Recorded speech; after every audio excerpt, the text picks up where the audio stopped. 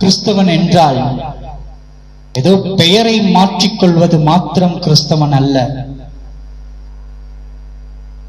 கிறிஸ்தவன் என்றால் 4 பேர் அறியத்தக்கதாக வேதத்தை தூக்கிக் கொண்டு ஞாயிற்றுக்கிழமை திருச்சபைக்கு போய்விட்டு வருவது கிறிஸ்தவன் அல்ல. கிறிஸ்தவன் என்று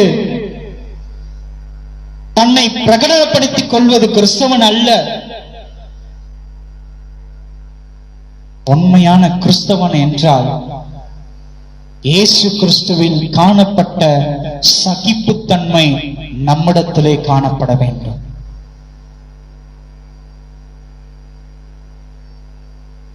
இன்றைக்கு இருக்கிறதான கிறிஸ்தவர்களிடத்திலே சகிப்புத்தன்மையே இல்லையே. நாம் எப்படி கிறிஸ்துவனுடைய போதனைகளை பின்பற்றுகிறோம் என்று நாம் சொல்லிக் கொள்ள முடியும்?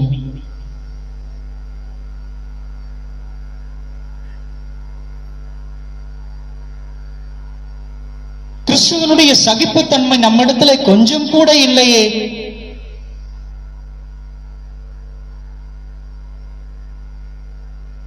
திருச்சபைகளிலே எத்தனை பிரச்சனைகள் இன்றைக்கு காணப்பட்டுக் கொண்டிருக்கிறது. திருச்சபைகளிலே எத்தனை மனஸ்தாபங்கள் இன்றைக்கு காணப்பட்டுக் கொண்டிருக்கிறது. திருச்சபையிலே எத்தனை இடங்களிலே நான் உயர்ந்தவன் நான் தாழ்ந்தவன் என்கிறதான வேறுபாடு நம்மிலே காணப்பட்டுக் கொண்டிருக்கிறது. இப்படி இருக்கிற நம்மிடத்திலே கிறிஸ்துவனுடைய தாழ்மை எப்படி காணப்படும்? கொஞ்சம் நல்லா யோசிச்சு பாருங்க. அவர் பரலோகத்தை விட்டு கீழே இறங்கி வந்ததான தேவனுடைய குமாரன். இந்த பரலோகம் விட்டு பூலோகம் இறங்கி வந்த தேவனுடைய குமாரன் வாரினால் சாட்டையில் அடிக்கப்படும் பொழுது எல்லா வேதனைகளையும் சகித்தார். தலையிலே முள்முடி வைத்து அழுத்தப்படும் பொழுது அத்தனை வேதனைகளையும் அவர் சகித்தவராய் காணப்பட்டார்.